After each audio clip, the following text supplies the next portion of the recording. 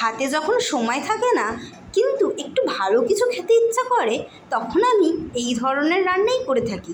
বিশ্বাস করুন, বাচ্চারাও একবার খেলে বারবার খেতে চাইবে।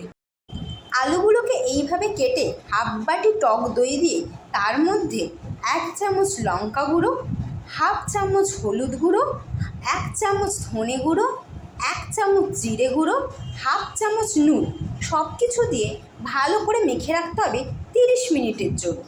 এরপর কড়াইতে তেল দিয়ে ফোড়নের তেজপাতা, একটা শুকনো গোটা লঙ্কা, হাফ চামচ গোটা জিরে দিয়ে কিছুক্ষণ ভেজে নিয়ে তার মধ্যে কিছুটা আদা বাটা, স্বাদ মতো নুন ও টমেটো পেস্ট দিয়ে ভালো করে হাতে সময় নিয়ে মশলাটা কষে নিতে হবে। এরপর মশলা কষতে কষতে 1 চামচ চিনি দিতে হবে।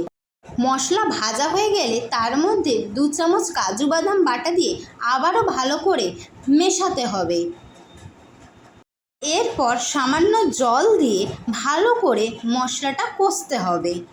মশলাটা ভালো করে কষা হয়ে গেলে তার উপর ম্যারিনেশন করা আলুগুলো ঢেলে দিতে হবে। আলুগুলো ভালো করে মশলার সঙ্গে মিশিয়ে অল্প জল দিয়ে গ্যাসটাকে লো ফ্লেমে করে চাপা দিতে হবে। আলুগুলো সিদ্ধ হয়ে গেলে ওপর থেকে গরম মশলা ছড়িয়ে দিতে হবে। ব্যাস, আর কি, নারকেল কোড়া আর ধনেপাতা দিয়ে সাজিয়ে দিলেই তৈরি হয়ে গেল আজকের এই রেসিপিটি। ভালো লাগলে লাইক, শেয়ার, সাবস্ক্রাইব করে দেবেন।